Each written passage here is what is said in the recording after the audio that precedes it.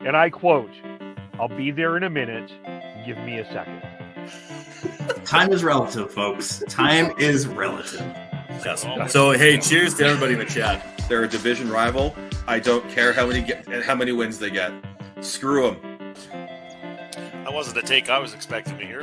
I want to gush over watching live Chris Tanev. I think that we completely underestimate the skill it takes to play defense. One highlight or several highlights does not a Calder trophy make. I'm stepping in here. I'm going to be the crotchety old man here. They need to learn patience. They need to understand the tension, everything, and the drama. How dare! Look at this. How is McDavid not getting a penalty? You guys need to calm down with this, okay? You guys need to calm down with it. Welcome to the Shifts and Pucks podcast. And this week in hockey, I'm not sure there's much calm there, Tyler. No. Welcome back, Tyler. We haven't seen you this year.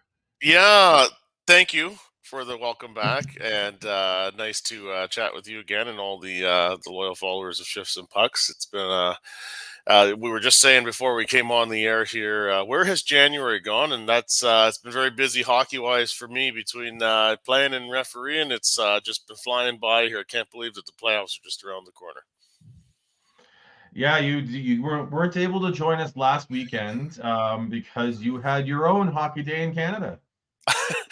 Yes, I had a little double dip, in fact. So I was on Hockey Day in Canada itself. The Saturday was in Hazelton for the Wolverines and the Nechako North Stars Central Interior Hockey League game, 8-3 for Hazelton there. And then I was back here in Terrace for the River Kings versus the Williams Lake Stampeders, in a great one that went to overtime, and River Kings won that one with a goal, 7 seconds left from Captain Austin Turner in that one. So it was a busy weekend, and then there's been rec league games sprinkled in. So I finally got an occasion that's worked here with you to come and join you on Shifts and Pucks. So thank you. Yes, it's great to have you back here, Tyler.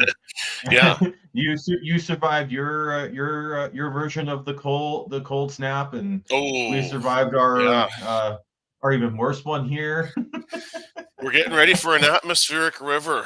Boy, that term is not one that people want to hear, especially with snow melt mixed into that equation now as well, and it is melting rapidly. So, in all seriousness, we know we chuckle and have fun here, but prepare accordingly. Going to be wet through the weekend, and could have some creeks and streams and rivers flowing pretty hard here, despite it being January. Yeah. So everyone be safe out there. Before we get into everything, I think it is just one thing I do want to make a note of is that Oliver Shillington made his return to the NHL, return to playing for the Calgary Flames for the first time in almost two calendar years here, and that is fantastic. Yes. He's gone through a lot. And the fact that he's back playing hockey, back playing NHL hockey is amazing. There's a lot of shitty news out there this week, but this is a nice bright spot to see Oliver Shillington back playing for the Calgary Flames. Yes, lovely standing ovation from the Saddle Dome crowd during the pregame, the ones that were there. And he was saying to Ryan Leslie on the Sportsnet broadcast, there were times he didn't think he was going to be here. So, that's chilling when you hear that, but it also makes it extra special to see that comeback be complete. So congratulations to Oliver. Yeah. All right. Let's start off with the Canucks and their shiny new helmets. Yeah. What do you think of those new chrome domes there, Tyler? I've never been a fan of those shiny helmets, especially the LA King ones. I always joke around about them looking like they're wearing tinfoil hats. These ones, maybe it's just the Canuck fan bias in me, where it didn't seem like it was as bad. they didn't really actually jump out that much watching on TV last night. Other than that, they seem to be a different shade. I don't know if that's lighting or what the story was there, but I think it might be a little bit of that. yeah. What became kind of more of an issue for me is they were on this outstanding roll going into last night. A point streak that I was like, I don't know how many games it was, 10 or something. It was a lengthy streak of collecting points. Then they decide to play the backup goalie, break up the lotto line, bring out the shiny helmets, and then they're behind 2-0. And it just makes you wonder, like, okay, why aren't we changing it up? I mean, we'll get into it a little bit later, but they're still on that point streak. Yes. But the last few games have not been pretty. No. So I think there's a little bit of that.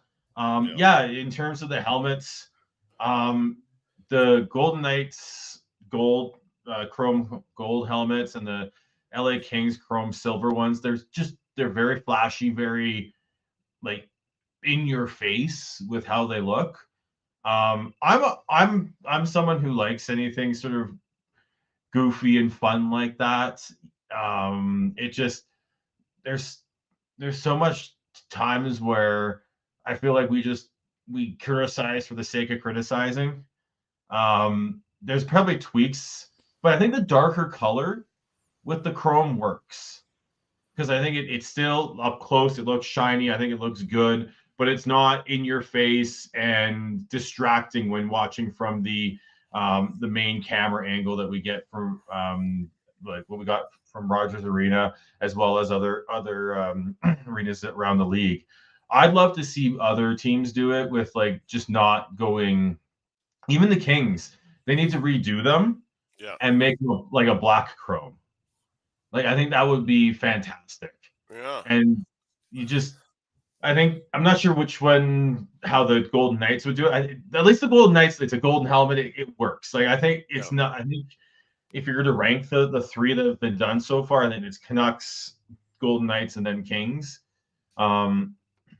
But I think it works. I think it works with these normally shiny colors. I think they don't. Yeah. It doesn't cross as.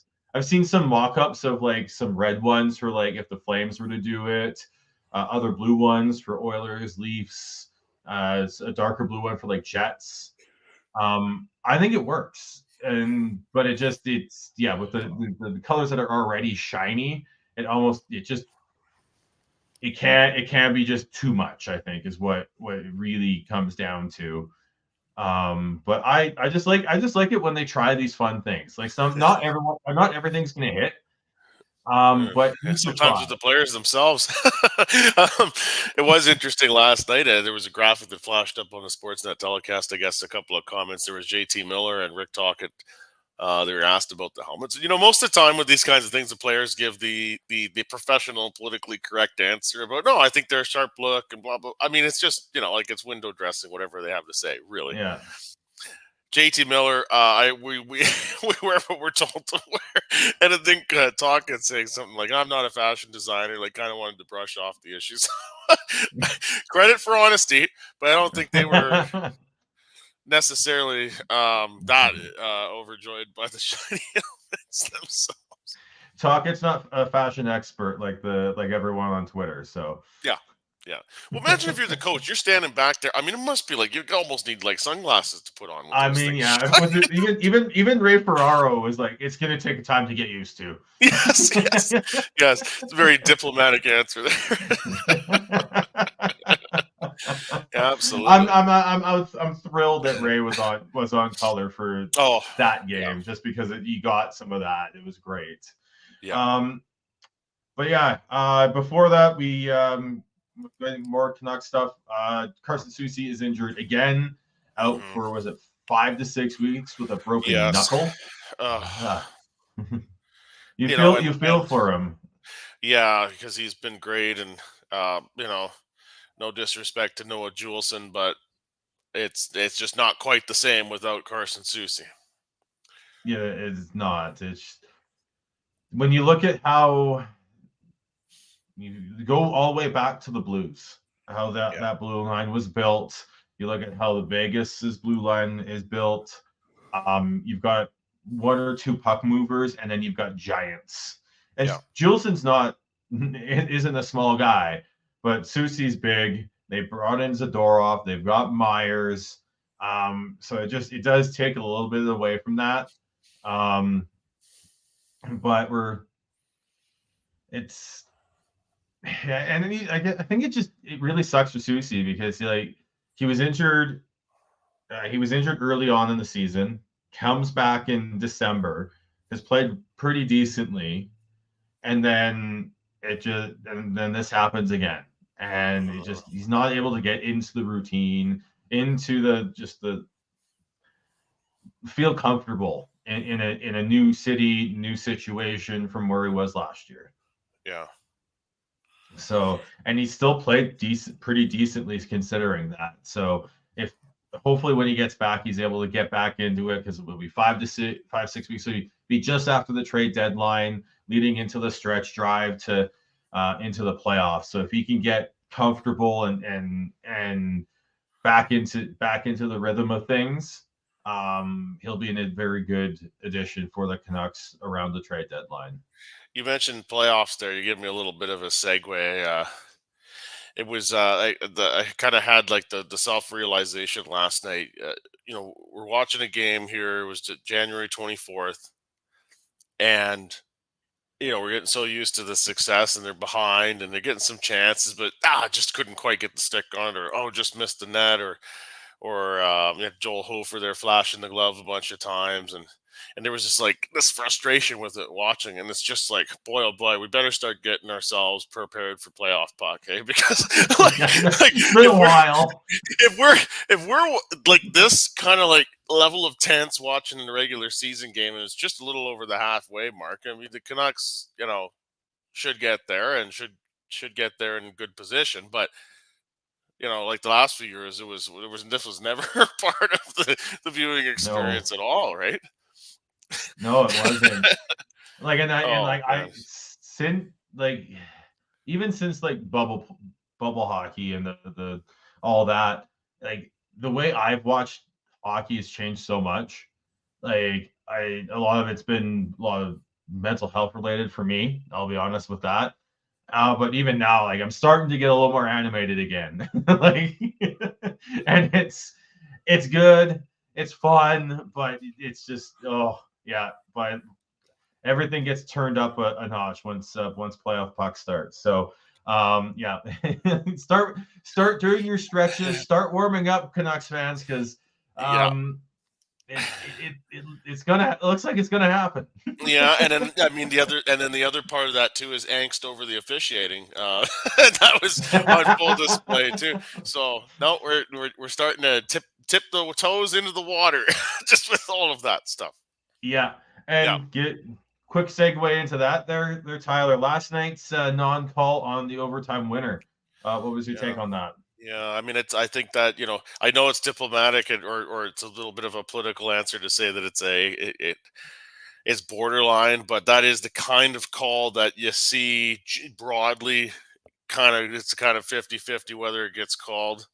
I mean, from a Canucks fan point of view, we would like to see it called.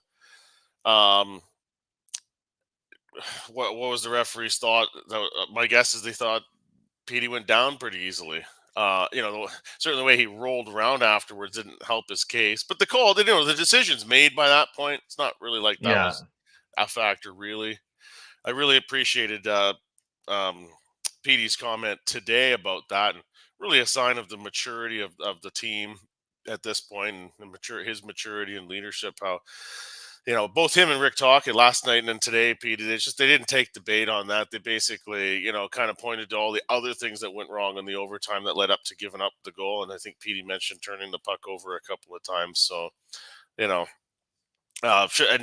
actually have to be in the overtime in the first place after falling behind. I mean, none of that was on the officiating, but it was pretty deliberate act right there in front of the net, and then the goal was scored afterwards by the guy that committed it. So that's frustrating to see, but I think that's whether or not Petey's went down softly or not. I think it's the fact that it was a cross check on a player Mhm. without the puck and it led directly to a goal is really tough to take. It's also I think just from a what was their standard for that game, they were pretty on the cross checking, and then in the overtime decided to swallow the whistle there, right? But this is amusing to me because had the shoe been on the other foot, you know that the fan reaction would have been like, how can you call that in overtime? Whereas in this case, it's like, how do you not call that when you've been calling it all game? So it's kind of one or Yeah, the other, right? And I think it if really you're a is. believer Yeah. in you can't swallow the whistle regardless of score and time of the game, then it should have been called. Yeah. I think my line has always been pick a standard and stick with it. Yeah. Whatever it is. I They don't just, care what I the mean, it looked standard like is as that long as was, it's stuck with. Yeah. and it looked like they kind of just threw it And aside at that point. yeah, and then PD's quote from Jeff Patterson: if the ref misses it or not, looking back on the clip, I had 2 turnovers to get them the puck. Whether it's a non-call or it's not, it's not up to me. I have to do a better job before then. Yeah. So the the self accountability of this team under Rick Tocchet is fantastic. Yeah. And despite the fact that they've been going on, they're on a bit of on not a bit of a, but on a good point streak. The last few games have not been great. It's definitely not been easy. It's definitely not been not been sort of quote unquote fun to No. watch the Canucks games of late. Because Yeah, it's like a they went on trudging through the mud a little bit, like it they're getting is, there, yeah, but it's tough looking at it. Yeah. because they reunited the Lotto line at the beginning of that road trip, that long road trip that started in New York. And they swept through they swept through the tri-state area there. And then it just since then it's been like even going back to the Hockey Day in Canada game against the Leafs. It was they went up 3-0, and then the second period happens, and they're lucky to get out of that period up 4-3, and it was sloppy. Yeah. And you're starting to see Rick Tocchet trying to push the right buttons to get players to play the way that they need to, and to get back to playing their staples.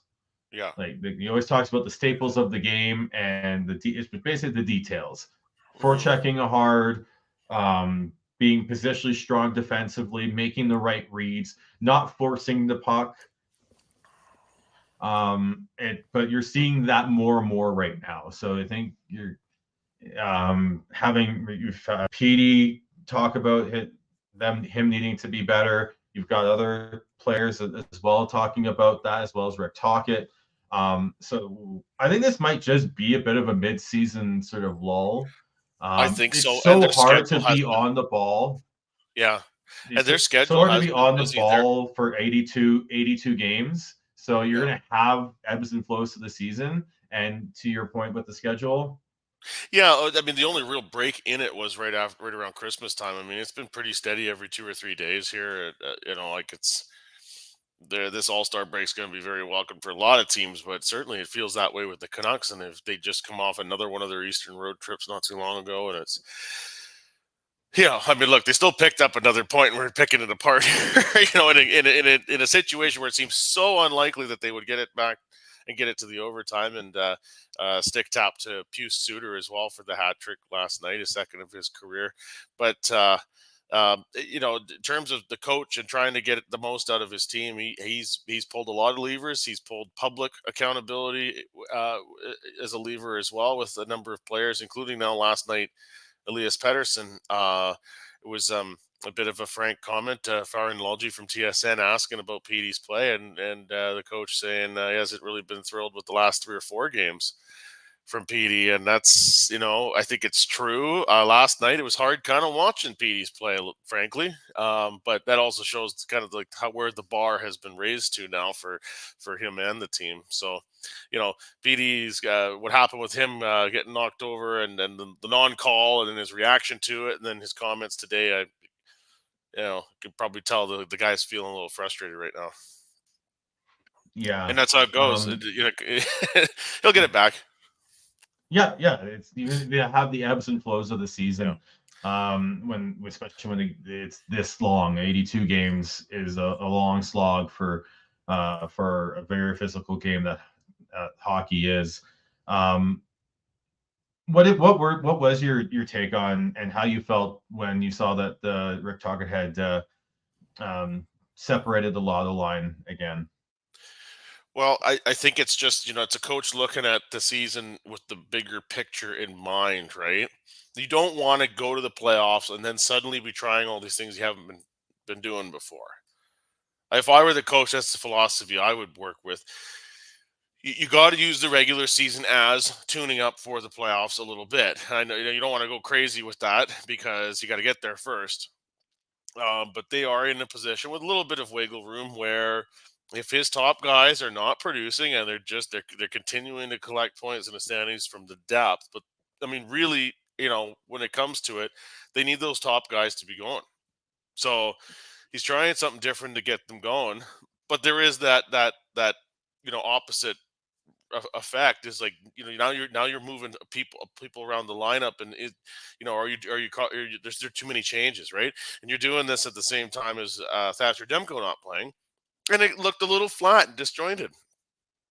But, broader picture, I can understand what the coach is trying to do. He's got a whole roster, and he's got to see what he's got, and he's got to try some things when he has the wiggle room to do that. Yeah. You can't get into a postseason series and being experimenting. You got to have something that's going to work and work within a 7-game span. Yeah.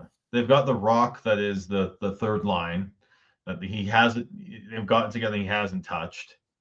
Then that fourth line, I do wonder what we if we see any changes within that fourth line a lot, with maybe Höglander moving up into the top 6 on Saturday.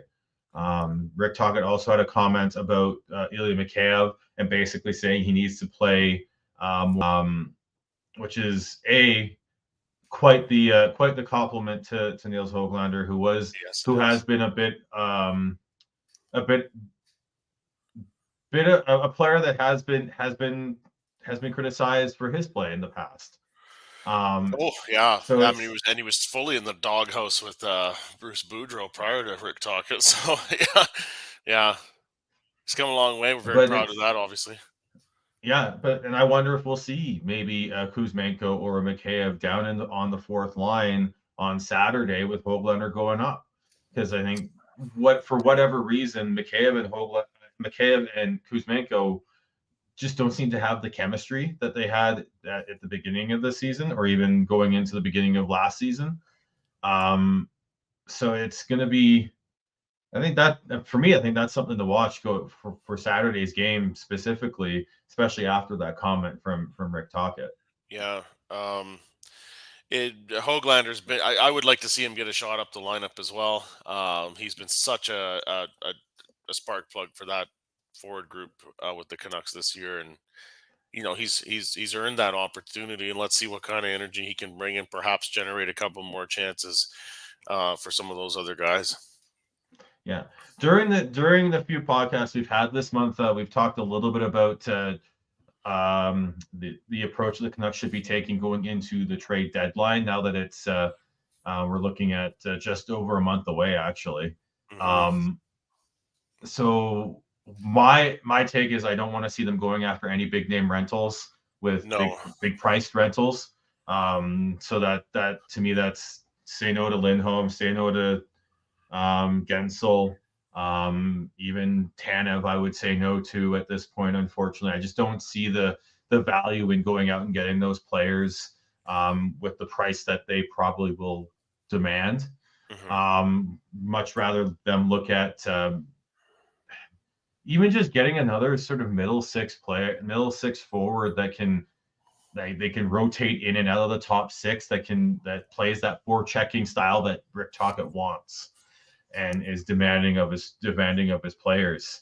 Because there's a lot of talk that if was it Rick Dollywall saying that the name he keeps hearing that the Flames are wanting is Niels Höglander in a trade for Chris Tanev, and I'm just going, I would not do that. That just seems like a bad move to make at this point. I think, yeah. I mean, it'd be a move. It would be a move like any of these moves with a good team. Chemistry is such a thing you don't want to be reckless with tinkering around too much. But Höglander is a guy that is playing well, and his stock is higher than the norm, I guess you could say, where you might get something decent back for him. I think that's something they gotta entertain. I wouldn't favor that, but I don't think it's a crazy idea either. No, but for me, it'd be for someone who's got term on their contract, and absolutely, is a bit and is younger than the players that we just mentioned. Yeah, and I think the other thing is too, they got to be careful. You got to have an eye on the future still, and I don't like the idea of moving a first round draft pick here to try to load up for the playoffs. It's actually more of a challenge probably this situation for management than maybe last year, because it's pretty obvious last year was about selling and trying to restock the cupboard. It was straightforward what the course of action was, and now you kind of owe it to the team to really try to improve and give them a real legitimate shot at a Stanley Cup. And I know it's kind of hard, like weird to even say those words as a Canuck fan, but they're near the top of the standings. They do have a chance. So what do you do, right?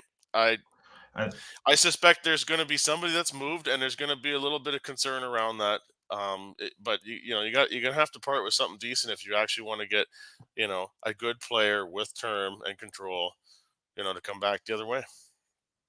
Yeah, and that's where I'm like, if they have to do it, they have to. If Höglander is a trade chip, it has to be for a player who's got term on their contract. Mm-hmm. This isn't a one and done. This isn't a one and done acquisition. I think they've already got they basically already have their rental in Zadorov, because I don't know if that's a player that they're going to re-sign at this point. I just don't know if the money / term on that he'll be looking for and Dan Milstein will be looking for makes sense for the Canucks at this point. But yeah, if they're going after a rental, it's going to be, I would hope that they're looking at a smart rental, that they're not giving up too much, like maybe just a mid-round pick or a player down in Abbotsford that's that's farther down in the depth chart than a Höglander. Because for me, I think Höglander has the opportunity to be basically an in-house Garland replacement if Garland becomes a cap casualty in the summer, because I think the Canucks have a 2 to 3 year window here, based around Quinn Hughes' contract and Demko's contract, to do something with this core before they have to do a massive, or at least do a pretty sizable retool, assuming that this isn't just a one and done year. Yeah, and this is where we remind everybody too, the Oliver Ekman-Larsson buyout, the cap implications for this season is just under $150,000 of cap space, which is basically nothing. But next year it goes up to about $2.4 million in cap space. There will be an increase in the cap ceiling and floor, obviously, as well. But that's a factor in terms of having the space to keep the team in contender status. So that's something that everybody needs to keep in mind, and how much will that factor into their thinking for the trade deadline this year. Also, Jim Rutherford getting his contract extension, which we believe is 3 years. That certainly provides a level of stability with management, where they're not going to be making moves to try to save their own butts. They will certainly be looking beyond this year and probably next year with their decision making too, which gives me some confidence in what the plan might be. But it's The franchise has been around since 1970. They've been to the Stanley Cup final 3 times. This is about as good a team at this point of the regular season as they've ever had. And, at least in my lifetime, I don't know about you, but you want to see something done to improve the team. It would be very disappointing if they didn't do something like that.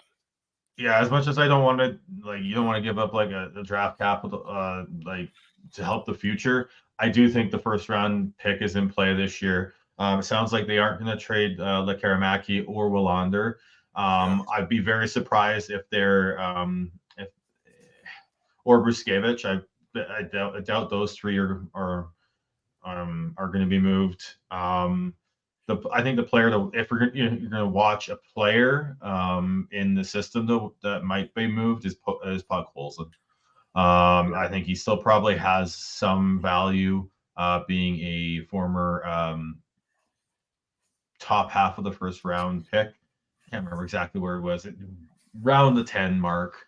Mm-hmm. I know that. So and I think he might be good for him to have a change of scenery. And then as much as we love his infectious smile, because there's the cap is a reality.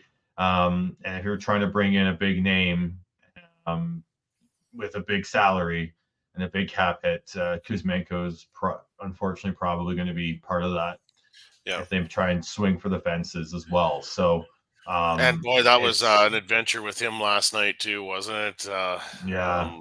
Turnovers again. There was one where he got himself out of trouble when he came back, cleared the puck out of the crease when it was dangling there precariously. But that mess had started with him. I think that was in the first period, if I remember right.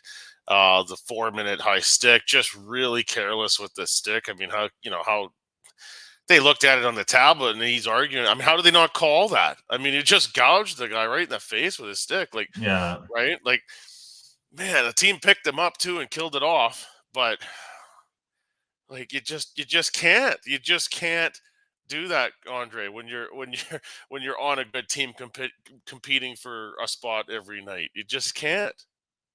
Yeah. And I don't know, if it's going to get much better. We hope so. We love the guy, but tough. Was in the game before he had a very good game and Taka actually put him out to help preserve the shutout there against Chicago. Preserve again in Chicago. I mean, that's not just holding on to a he lead. made a smart play when the shutout. Yeah, you look at that smart glass and out play. When you look at that, though, I mean, that's the bag of tricks is empty for the coach. I mean, there's nothing left for him to try to do, is there? I think it's just you just gotta hope that it finally clicks at that point, right? And again, a lot of it is for me with Kuzmenko is that he's got a lot of KHL bad habits in his game. It just, especially when you're trying to play a north-south, very sort of structured game that Tocchet's requiring. He's just got bad habits, and whether or not he can get them out of his game or not is still up for debate, unfortunately. So we'll see. I think God, his smile is infectious. His personality is infectious, but he might be a casualty of the cap if they're trying to upgrade their top six before the deadline. Mm-hmm. So, is there anything else with the Canucks, Tyler, considering you haven't been on for a bit? Yeah, I mean, just, it'll be, I guess we have a little more reason to watch the All-Star weekend with how much Canucks presence there will be at that. And it was revealed last Saturday that JT Miller will be part of that group. And, that'll be fun. And obviously the Canucks beating the Leafs. I know like some people might roll their eyes at the obsession with the Leafs. And I think that's fair to apply that to the Canuck fan base.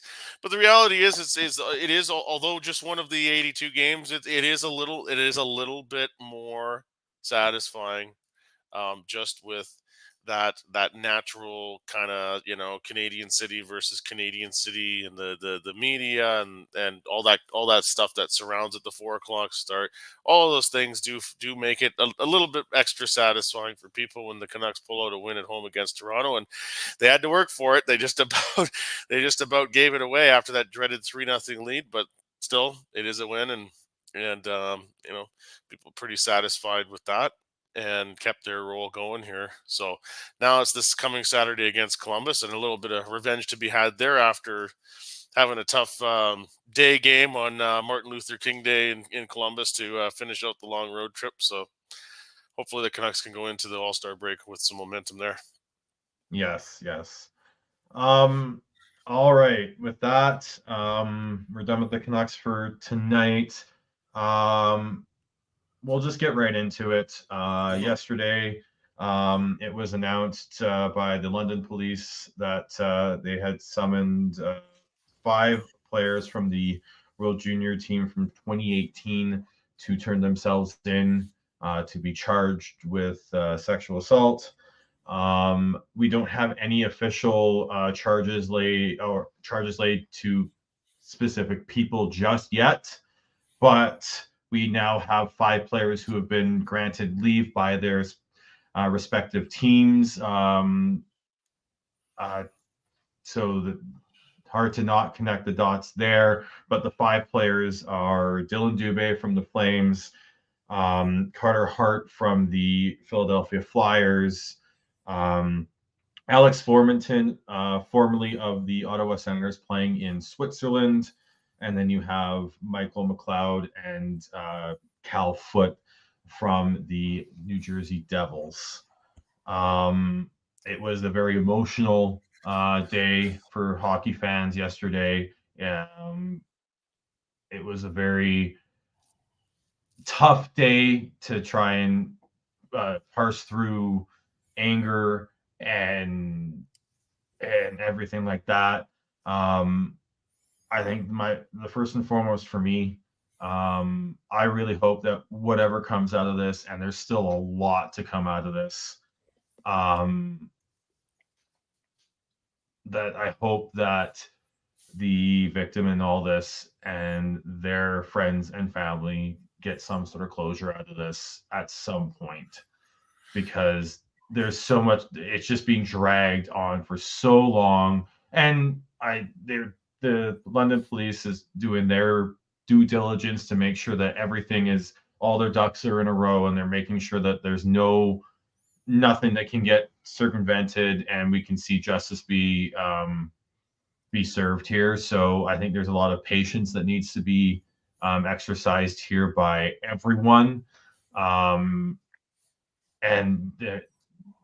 it's a very touchy subject. So I think there's, again, patience and just being willing to not feel like you have to throw people under the bus who are not necessarily involved here. So It's too bad that we live in the in this toxic social media environment nowadays, where everybody's just dying to rush to judgment and dying to jump to conclusions, and when really we don't know much about this thing at all. Like, yes, you can connect the dots as to who was granted leaves from their team, and the London Police Service announcing what they have and the plans for a press conference. But beyond that, we really don't know where this is headed.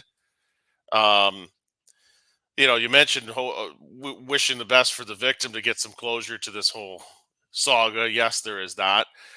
Hopefully, the outcome of this too is that people that participate in this sport learn from this as well. That it's still just a game. You still have to be a good person, at the rink, away from the rink, in any kind of functions.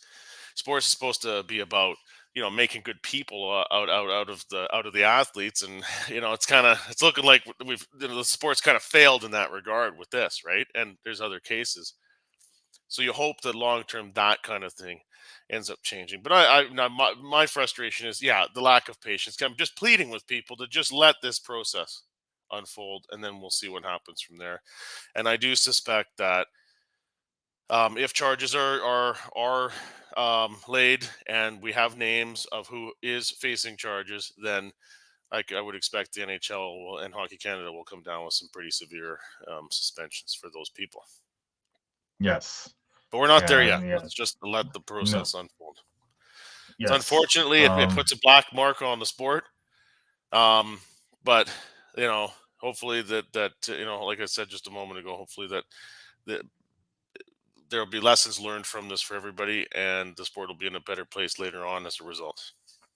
Yes, and I think it's also fair to acknowledge that uh,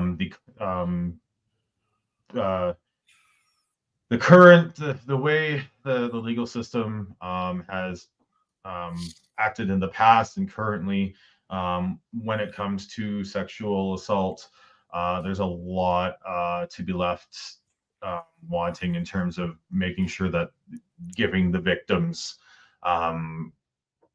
help, making sure the victims feel heard, and it's not like you're protecting the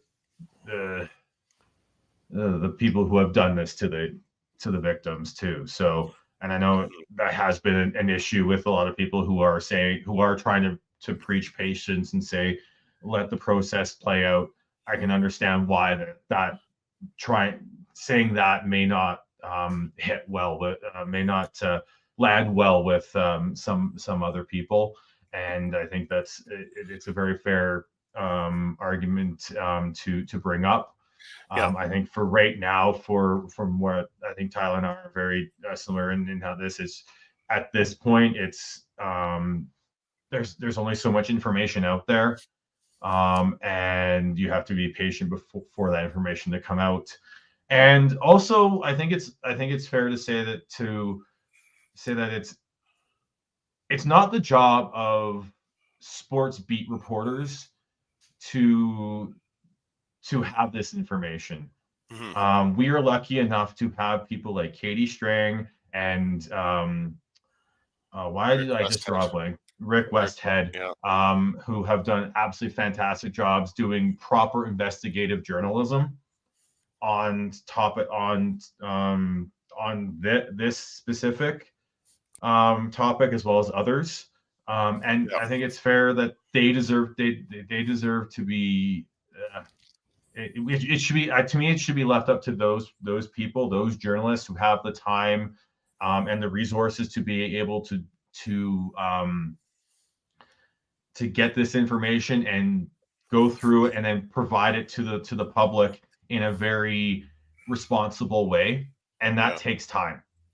And I think it's and it takes one of the very few media outlets that exist still today willing to commit that kind of time and resources to investigative journalism, because there's a lot of resources that are inputted to that scenario, but not a lot of outputs on a day-to-day basis. And we live in a media environment where it is feed the beast. It was feed the beast when I worked in radio 14 years ago, right?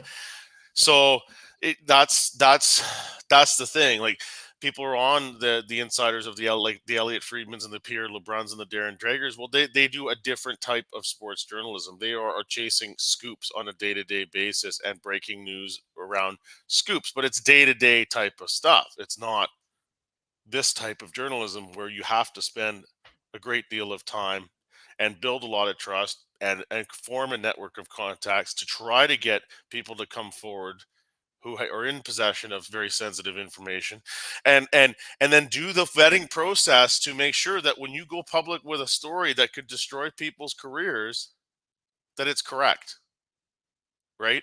And that's just not the business that a Darren Drager or an Elliot Friedman are in.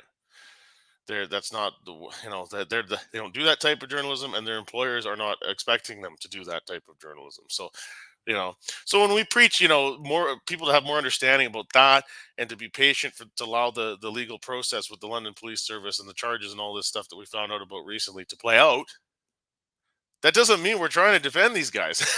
That just means we want this to be done properly. And hopefully that will improve the chances at getting to the bottom of this and getting justice for the sexual assault victim in this case. So, Yes. but when people get all worked up about a sensitive topic like that, nuance seems to disappear, unfortunately. Yeah. Unfortunately. Yeah. And then I mean, it's tough to transition out of that. But we will with the other announcement that sort of came out almost simultaneously, with Ryan Smith, the owner of the Utah Jazz, releasing basically a statement of intent or want to have a NHL team in Salt Lake City. Whether it I think most of it was expansion, but the underlying thing I think with that one is maybe a little bit of a statement towards the Arizona Coyotes for a potential relocation. Yeah, I mean that's my thought. I mean, it doesn't make sense for the league to go beyond 32 teams. We haven't And heard. if they're going to do it, they're going to have to do two at like do two a two-team expansion, right? One in the East, one in the West. Yeah, but even then, like they in terms of schedule balance and alignment and all that, like that still doesn't make sense, right? Yeah, Like you'd want to be at 36 if you really wanted to expand. And there's never yeah, been there's not been any talk about 36. There's been very little talk about going beyond 32.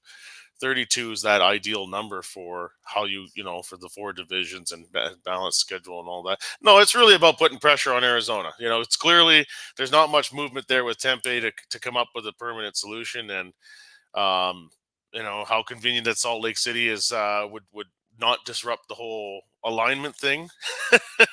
And, I mean, it's too bad that the NHL just really doesn't want to put a team in Quebec City. I'm sure there's legitimate, economic reasons for that, that maybe a lot of Canadians sort of overlook. But you look at Salt Lake City and that that proximity to Arizona and the situation the Coyotes are in right now. Where there's smoke, there's fire. It's something to keep an eye on. Certainly, I mean, you want to connect the dots. It's pretty easy to do that there, I think. yeah, yeah. And Salt Lake City and the Ryan Smith led ownership group that potentially will be there has quickly risen to the top of the rankings there for the next relocation expansion option there. I think there was Houston was an option there, and I thought that might have been some That's another place one. that Gary would want to go. They're also a very big media market. You've got a built-in geographic rivalry with Dallas. You go to, but with I think there might not be the in ownership interests locally there. While you do have someone who seems very eager to get a team in Salt Lake City. So Yeah. all right, and then I think the other big news of late would be that last night there was the CHL Top Prospects game, and that will be the last one, at least for the near future, as it was announced that they will now be doing a CHL Prospects versus a US Prospects. So, and I believe that would probably be NCAA, and then the what is I can't remember what the junior league down there is called. But isn't it the U.S. National Development Program or something? Or like USJHL, something like that. I'm not sure. Yeah. I wasn't prepared for this one. I don't know the details, but I do like it. I think it's different, and you actually get to see more of the top prospects facing off against each other. Like, could you imagine if this was back? This was done back in the day when it was McDavid and Eichel. Oh, Like, yeah. Well, and that's the kind of thing that's driving this whole choice, right? Yeah. So I think that's I'm very interested to see what happens with this, and I will definitely tune in for next year's to see what it looks like. Because I completely forgot that the Top Prospects game was on last night. Yeah, me too. Yeah. I'll add one more in here quickly, Tyler, because Sure. we didn't get your chance to to respond to the move that the New York Islanders made in firing Lane Lambert and bringing in Patrick Waugh, who actually made his return to Montreal tonight. And losing efforts. I wish I saw the pregame coverage there because I imagine that would have been quite stirring. I mean, classic Lou Lamoriello fashion, just comes out of nowhere. This news. Patrick Waugh. I mean, he has been staying in the game, coaching in junior, I believe. So he's he coached the Quebec Remparts to a Memorial Cup win last year. That's right. And so he, it's not like he's removed from the game. And we often see when coaches, give it a go at the top level and then they go away for a while and hone their craft at a lower level and they come back. They end up being pretty good coaches. So we'll see. It's a flashy move to some extent. Obviously, the Islanders are always going to be fighting for some attention there in that busy New York sports market, not just with the other hockey teams, but all of the sports that exist in the New York area. And what better name than one of the most fiery and greatest athletes that the sport of hockey has ever seen. It'll make the Islanders worth paying attention to. So I wish him well. I'm glad to see him back in the game. I think we're better off with him back in the NHL coaching ranks. And it's just his style and shelf life with that. We'll see how that unfolds too. I think that has its limitations.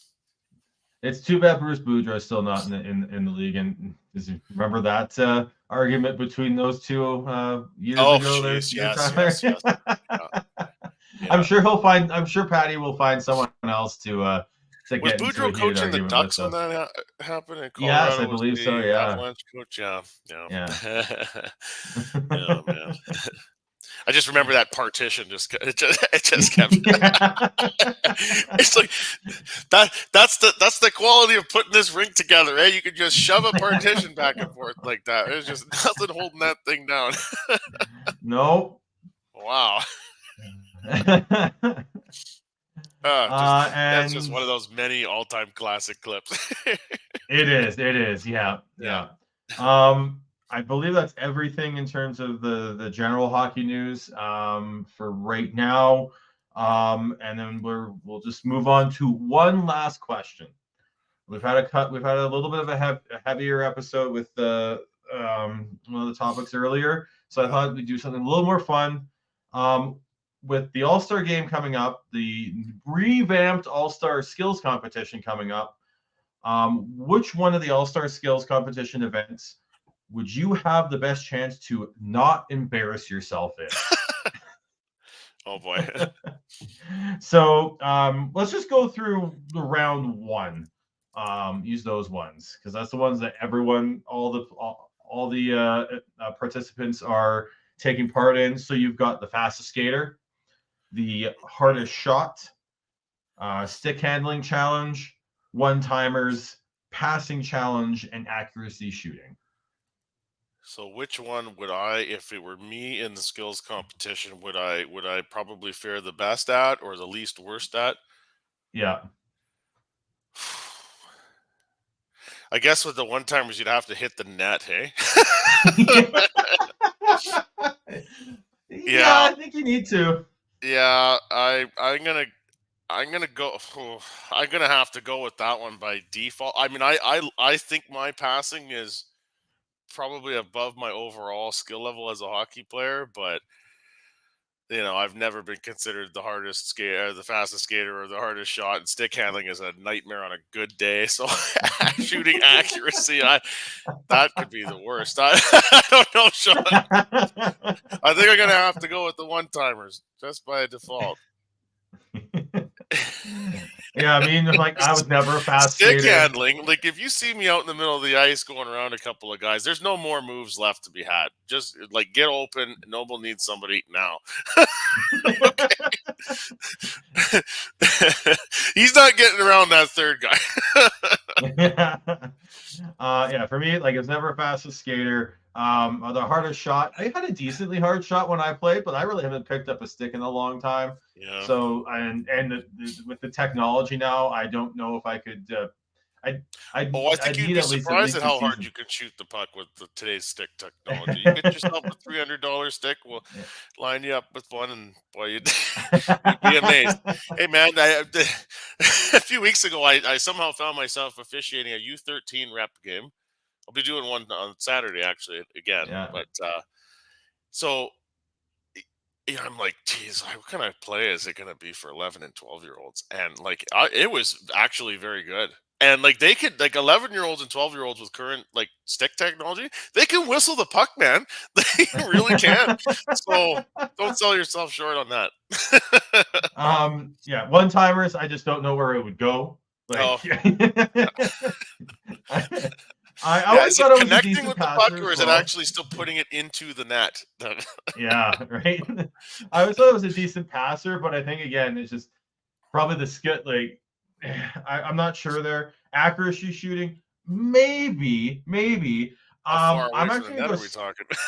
Yeah, I'm actually gonna go stick handling, mostly because of my field hockey. There you go. Yeah, The that's amount fair. of the stick handling there, like I think I could. I bet you I do. I wouldn't embarrass myself too much in the Yeah. stick handling competition, depending. Not comparing me to all the actual NHLers, but I don't think I do too bad in that actually. Yeah, I mean, I'm proud of my skating ability, but it's not gonna win you any races. Let's put it that way. I was I looked faster than I was because I was better at playing the angles. Yes, yes. You got to make up for it somewhere. Exactly. Exactly. Yeah. All right, That's awesome. Tyler. Great one last question. This Um, might be the one we had the we'll- most fun with, at least when I've been on. yeah, so that was one from Heidi. She saw because we were watching a video of JT Miller talking about his Yes. which events he wants to or doesn't want to do, and so she's like, Yeah. you know what, that'd be a hilarious question. Well done, Heidi. Thank you so That's much. that's why I call her producer Heidi, right? I mean, she's doing the Lord's work behind the scenes. She's not on air with us anymore, and I miss that. But her presence is still felt with the good stuff, the good content. Well, Tyler, thanks for coming on again. It's been a while. We'll hopefully get you Yeah. on a lot more regularity going forwards. Yeah, It's your schedule and our schedule and weekends all that. will be an interesting challenge for that. I have to Yeah. say, we are headed for. So we got 2 more weekends of regular season play in the Central Interior Hockey League. Then we roll right into the playoffs. That'll take a month to finish. And all 3 of the teams out on this area that I do probably the most, Terrace, River Kings, Prince Rupert Rampage, Hazelton Wolverines, they all got strong squads. They all got a great chance of taking a good run in the playoffs. There's the minor hockey zone playdowns in advance of the provincials, which happen in March. Then there's our rec league season. So we got a lot to cram in here between now and the beginning of March. So February will be very busy, but it's what we always it's why we do it. It's why we ref. It's why we play. We look forward to the big games at the end of the year. So and it's right around the corner. Well, yeah, again, thank you. How do we follow you there, Tyler? I'm on x.com, formerly known as Twitter, at tnoble, TNOBLE. You can find me there. And yes, hopefully I'll be able to contain my emotions around the Canucks as we go down this stretch run here. Yes, you can follow me on the formerly Twitter app, X app, at Beardy Canucks 03. You can follow Kevin at on the social medias at KEVOLE. Chris is Schneidz, SCHNNEIDZ on the social medias. Devin is on the app formerly known as Twitter at Gordhouse09. I promise you we will get him back on as soon as possible. He is in the midst of a move out to Ontario. What is he is going to be? He is now going to. He is in the process of becoming our Peter Royal Pete's insider. Nice. So, but yeah, we will get him back on as soon as possible, and hopefully a lot more with regularity once things calm down for him. You Well, can he's going to follow really like us. these evening shows then, isn't he? Oh yeah, isn't he? Yeah. When we do our You can planning, it'll follow. have to be now 7 Pacific, 8 Mountain, 10 Eastern time. We'll have to. Yes. Or Brian Williams. Sorry, I'm interrupting you. And 11:30 in Newfoundland. Yes, exactly. All right. Yes, you can follow us at Shifts and Pucks on Twitter/X, Facebook, YouTube, and Twitch. Thank you for tuning in. Thank you for your support, and we look forward to talking to you next time. Bye for now.